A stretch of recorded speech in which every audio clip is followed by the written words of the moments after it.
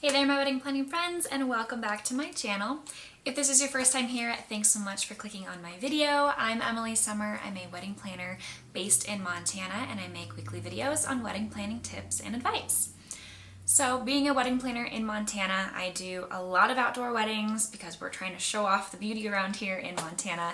And I wanted to do a video all about outdoor weddings specifically and best tips to have a successful outdoor wedding.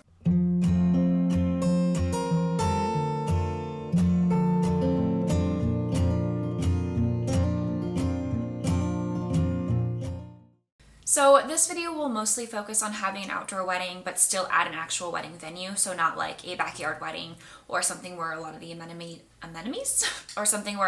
amenities are not included. If you're planning a backyard wedding or an Airbnb type of wedding, I did do a video strictly on each of those. So I will link one of them above for you to check those out. And today we're just going to talk mostly about having an outdoor wedding, but still at a wedding venue. And some tips to make sure that you have a great time at your outdoor wedding.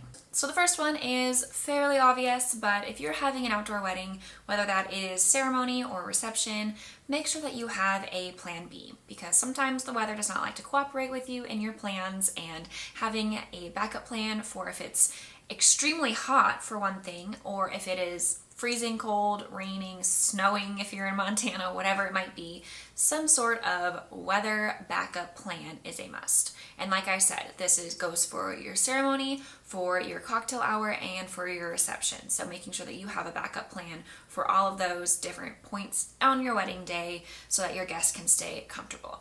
Another tip is to walk through your wedding venue, either your final walkthrough, or if you're having a timeline that allows for this, going to do your initial walkthroughs at venues around the same time that you would like to have your wedding ceremony at. This way you can see kind of what the sun is doing on the space, you can see how much shade or direct sunlight there will be at the exact time that you are planning on having your wedding so that you can kind of plan accordingly. Number 3, speaking of weather again, consider the season that you're getting married in. Most of the time, I think if we're having an outdoor wedding, we're probably having a spring or summer wedding, warm weather wedding. If that is the case, make sure that you are providing things like sunscreen and bug spray, or maybe some misters. I had a client that did like roll-on eucalyptus oil mister cool on ice, like little roll-on things for when it was really hot outside, and that was a nice little touch for their wedding. Having some sort of items to kind of help with your guest comfortability, especially in those really hot weather outdoor weddings, is a nice thing to have included.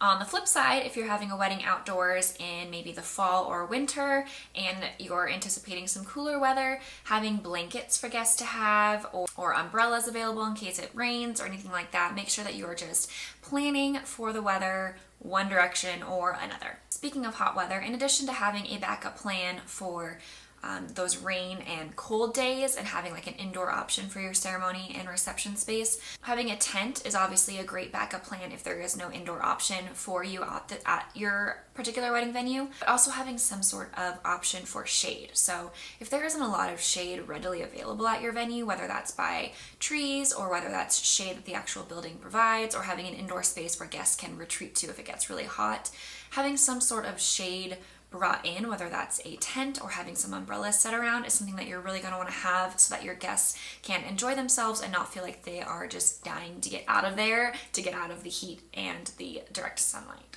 Keep in mind that with large tents, they come in a lot of varieties of shapes and sizes, but they can be pretty pricey. So be prepared for that if you do plan on having a full-on tent set up as a backup plan or for a sunshade. Another tip is if you're doing it outdoors and you don't have a fully solid concrete or flat smooth surface to have a dance floor on, get a dance floor, rent a dance floor from a rental company, have it brought in from somebody, especially if you're having it on grass or dirt or gravel or something like that. This way your guests won't be rolling their ankles on uneven ground or getting their heels stuck in the grass or anything like that, and you're able to dance and move freely and have a really nice dance floor. Another tip for an outdoor wedding is consider lighting. Again, if you're getting married at an actual wedding venue, it's likely that they have plenty of lighting for you to use, but if you plan on having your wedding outside late into the night and you want to have a little bit more lighting, it might be something to consider to bring in extra hanging bistro lights if you really want to have those nice twinkle lights, and if you have your photographer staying later into the evening to capture more reception style photos, the more light the better there. You also want to make sure that you're touching base with your venue on electrical hookups, especially for the ceremony.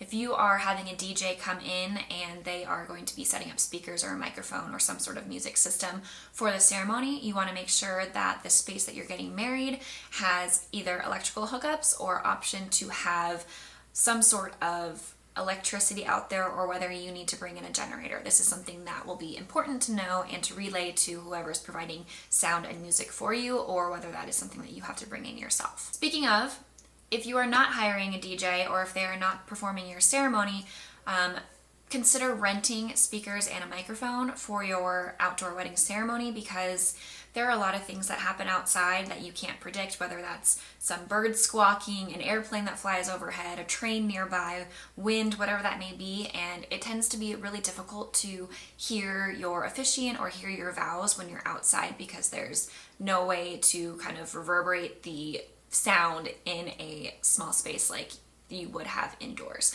So if you want your guests to be able to hear what's going on and make sure that they can hear your vows and you guys can hear each other, having some sort of microphone sound system for your ceremony is a great thing to include.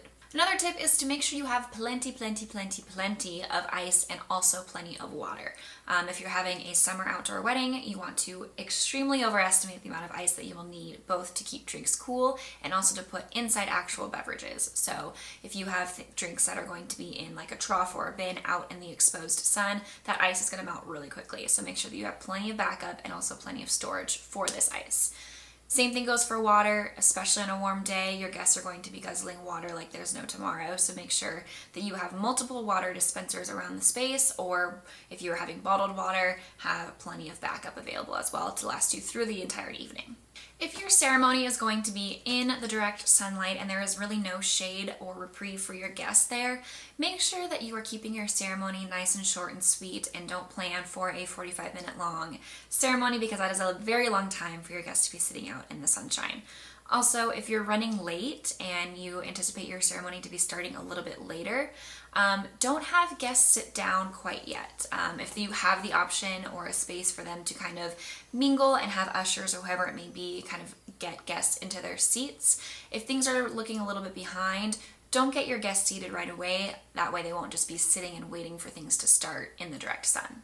You also want to avoid ceremony times during the midday afternoon from like 12 to 3 p.m. during the summer months, because that is when the sun is going to be the absolute hottest and it's going to be the most miserable for your guests. Another thing to consider is your food and dessert. You want to have weather compatible food and dessert if it's going to be outside. So what I mean by that is if you're having a buffet or if you're having even appetizers, anything food related that's going to be sitting outside, you want to make sure that you are communicating this with your caterer that it will be left outside, and not have items that are sensitive to the heat or sensitive to direct sunlight.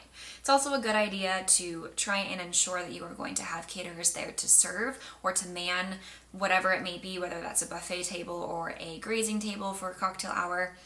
Not only to help kind of like serve the food, but they can also keep an eye on the quality of the food, make sure that anything that is sensitive to the heat will be brought out at the last possible minute, or if things are looking a little bit wilty and gross, they can get rid of it and replace it with fresh items. It's also nice to have somebody there to kind of keep away flies and bees and bugs, because the fact of the matter, if you're having an outdoor wedding, bugs are going to be a part of it. This also goes for desserts.